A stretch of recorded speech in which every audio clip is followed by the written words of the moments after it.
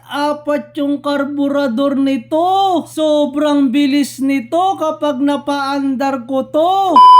Andito pala ako sa JD Online Fiberworks. Na-stuck na yung ibang motor nila kasi busy sa kanilang works. Hindi na maharap yung motor nila kasi sa dami ng nagpapagawa. Kaya itong motor na Yamaha ay napabayaan na. Galing lang daw to sa swapping nung una umaandar pa. Kaya lang nung pauwi si sir galing biyahe biglang tumirik. Hindi niya alam kung anong naging problema. Kaya nag-post siya sa Facebook group para magtanong. Kaya lang iba-iba yung mga sinasabi nila. Ayun, kakatanong niya na stock up kaya napabayaan na. Pero bago tayo magsimula, i-shoutout muna natin yung gamit natin ng gulong papunta dyan.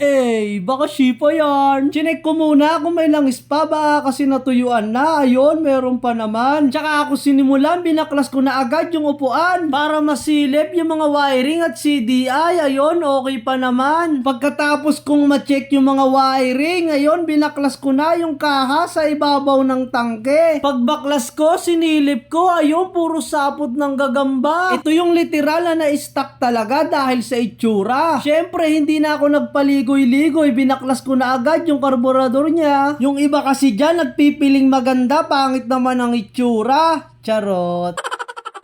Okay lang naman magmaganda, wag mo lang idama yung ugali kasi nagtataray ka pa. Hindi ka lang agad na replyan kasi sa dami nyo nagtatampo ka na. Sorry na.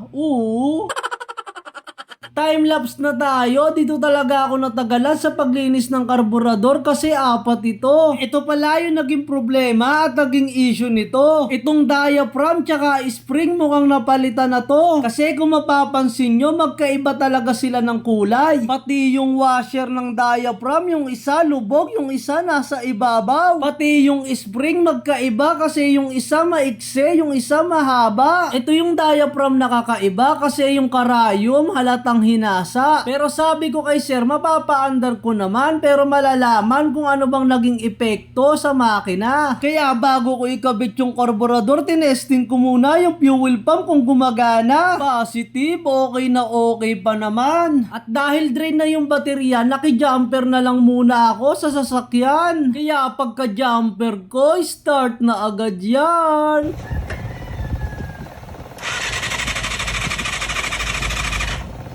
Ayaw mag-start. Patay. Medyo nahihirapan talaga mag-start kasi yung isang karburador ay may problema. Kaya ginagawa ko, akin munang binobomba para mag-start na.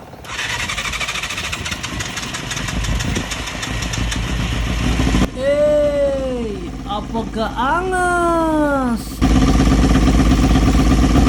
Nag-start na kaya lang palyado talaga. Kaya chinek ko muna yung apat na spark plug baka kasi may isang pundi na. Pero all goods naman lahat. Pero meron talagang isang naging problema kaya pumapalya. Ito ipapakita ko sa inyo yung sample.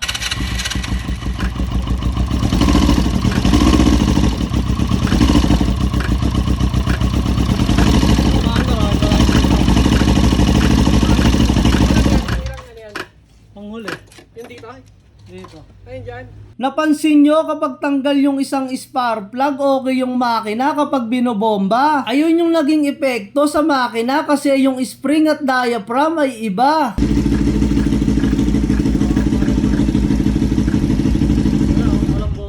Ayun nga lang kapag nakakabit yung spark plug kapag binobomba namamatay na. Kaya sinubukan kong tanggalin yung hangin galing sa fuel pump papuntang karburador kung mag-wild ba.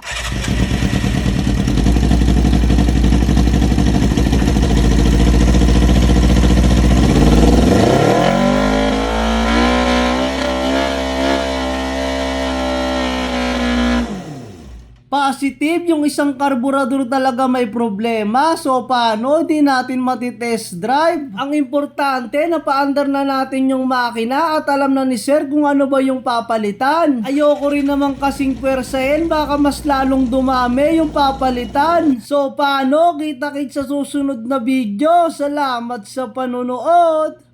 Ingat!